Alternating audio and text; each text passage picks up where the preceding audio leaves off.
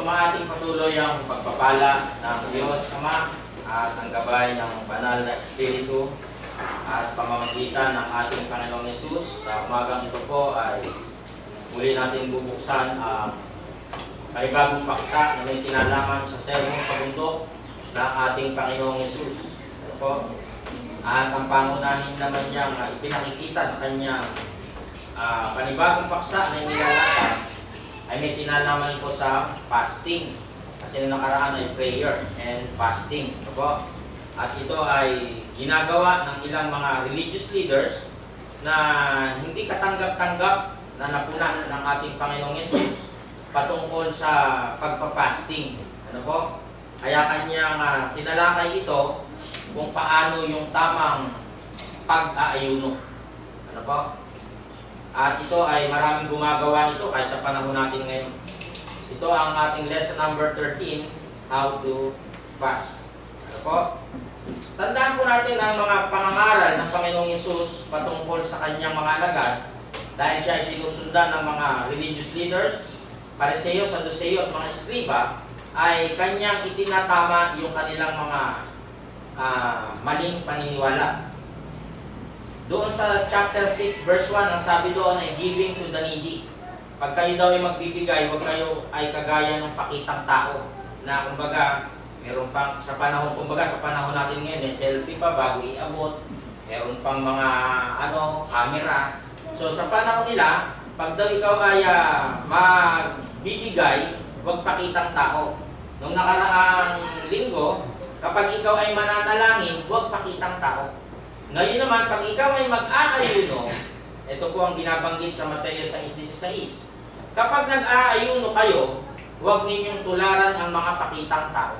Yung pakitang tao na sinasabi po dyan, ito po yung mga religious leaders na nagpapanggap na mga Diyos. Kaya ginagamit ng ating Panginoong Hesus yung pagpapakita ng kabutihan sa harap ng mga tao. Ang sabi diyan, huwag ninyong tularan ng mga pakitang tao sapagkat sinasadya nilang hindi mag-ayos ng sarili para ipakita sa mga tao na nag-aayuno sila. Pinakikita pala dito, kung sila pala ay nagpa-fasting, ginagawa nilang kawawa yung mukha nila. Siguro baka nagpupunas pa sila ng mga mga kung anumang mga kaawa-awang effect para maging kalunos-lunos. Ano po? Ang sabi diyan, para ipakita sa mga tao na nag-aayuno sila. Ang totoo, tinanggap na nila ang kanilang gantimpala. Ano yung gantimpalang tinanggap nila? Yung mga comments ng mga tao. Ay, ang babait nila, nag-aayuno sila. Yung natanggap na nila yung comment. Yung kanilang reward sa ginagawa nila. Sa halip kung mag-aayuno kayo, maghilamos at mag-ayos kayo ng sarili. Hindi yung parang kaawa-awa. Ano po? Yun yung fasting na tinutukoy po dito kasi maraming fasting na ginagawa ang tao. Kaya sabi dyan, upang hindi malaman ng mga tao na nag-aayuno kayo, maliban sa inyong ama na hindi nakikita at ang inyong ama na nakakakita sa ginagawa ninyo ng lihim, ang magbibigay ng gantimpala sa inyo. Dalawang bagay kasi ang ginagawa ng mga Pariseo at Saduceo, yung tinatawag na pampubliko at pang-private. Ang tinutukoy ng ating Panginoong Hesus, pag ikaw ay magbibigay, gawin mong pribado sa 6:1. Pag ikaw ay mananalangin, gawin mong pribado. Pag ikaw ay mag-aayuno, gawin mong pribado. Huwag pakitang tao. Yung pagbibigay, huwag pakitang tao. Pagdadasal, huwag pakitang tao. Pag-aayuno, huwag pakitang tao. Diba may makikita ka sa mga bus, o sa jeep, o kahit sa anumang transportasyon dyan, pagdadaan niya sa baklaran, ay isa naman ay may binibilang na beach. Pakitang tao. No? Hindi mo na kailangan ipakita ito sa lahat na ikaw ay, kumbaga napakabanal. Kasi yung iba, nagtataas ng kilay na parang ang babanal nila, mabait, parang gano'n. Pero makikita natin, halimbawa lang po yun, ang gusto ng Diyos maging pribado lahat ng ginagawa ng mga sumusunod sa Kanya. Hindi kailangang ipagyabang, hindi kailangang ipakita sa taong kaawa-awa. Di ba pag dumadating yung tinatawag na mahal na araw. Ano po? Anong ginagawa ng mga tao? May naghihiwa sa likod. Ano ginagawa na yan? Nagpipinitensya. Bakit kailangan mong pahirapan ang sarili mo at ipakita mo sa lahat ng mga tao na ginagawa mo yung bagay? Wala namang utos dito na magpinitensya. Asa talata? Nakuha po natin.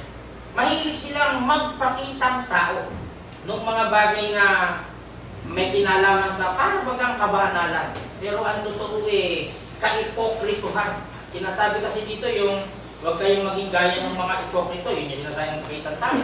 Na ang inyong paglilingkod sa Diyos, maging pribado kasi ang audience niya sa inyong pagbibigay, ang Diyos Ama. Ang audience niya sa inyong pananalangin, ang Diyos Ama. Ang audience niya sa inyong pag-aayuno, ang Diyos Ama. So hindi kailangan ipakita sa lahat ng mga tao na nakakaawa naman ako. Tingnan mo, ang dumi-dumi ko. Bakit yung ginagawa mo? Nag-aayuno ako Di pa nga ako kumakain. Paawa. Parang nagpapaawa ito Kaya sinasabi ng Panginoong Yesus, Aba, pag kayo mag-aayuno, ang sabi, ayan sakali kung mag-aayuno kayo, maghilamos kayo. Diba, hindi yung parang kaawa-awa, ibig sabihin, linisin mo yung sarili mo. Mag-ayos kayo, maghilamos at mag-ayos kayo ng sarili. Hindi mo kailangan i-showy pa sa lahat ng mga tao yung ginagawa mo na yan kasi yung mga gumagawa nun nga ay mga pakitang tao lamang. Nagpapakita mo na parang ang babanal nila, ang babait nila, pero ang totoo, hindi sila banal. Pakita nga lang, ipakita lang sa tao, nagsisimba sila. When you fast, do not look somber as the hypocrites do. Yan yung mga pakitang tao, yung sinasabing hypocrites. Walang ibang pinatutungkulan niya pag binasa mo yung buong chapter na yan, kundi yung mga Pariseo, Saduceo, at mga Eskriba. Sila yung tinutukoy. For they disfigure their faces to show others they are fasting. Disfigure, yung parang abang-aba, lungkot na lungkot, kaawa-awa. Parang ganun. Ano po? Truly I tell you, they have received the reward in full. Yun, natanggap lang nila dun sa mga tao. But when you fast, put oil on your head and wash your face, so that it will not be obvious to others that you are fasting, but only to your Father who is unseen. And your Father who sees what is done in secret will reward you. Diba? Done in secret. Nagbigay ka, ang sabi doon sa chapter 6 verse 1, nagbigay in private. Ikaw ay nanalangin, pumasok ka sa kwarto mo, kinausap mo ang Diyos. Ikaw ay nag-ayuno. Ayun, lahat ito ay ginagawa ng pribado. Ito ay nakikita ng Diyos. Siya ang magbibigay sa iyo ng reward. Ano po? Kasi maraming ginagawang fasting ang mga tao. Meron tinatawag na, di ba, intermittent fasting, OMAD, 1 meal a day, meron pang yung cleansing diet. Wala namang problema ron. Pero, walang inutos sa mga Kristiyano na mag-fasting. Ano po? Tinutukoy ng ating Panginoong Yesus doon sa kanila kasi yung mga alagad nagpa-fasting yan Si Moses, bago umakyat, 40 days, nag-fasting. Si David, si Daniel. Maraming Ezra. Maraming karakter sa Old Testament na nagpa-fasting na nagiging katanggap-tanggap sa Diyos yung ginagawa nila. Bakit pa kasi kailangan mag-fasting? Pag ang tao daw ay nagpa-fasting, lalo siyang nagiging malapit sa Diyos. Bakit ganon? Kasi nagugutom ka, kailangan mong kumain.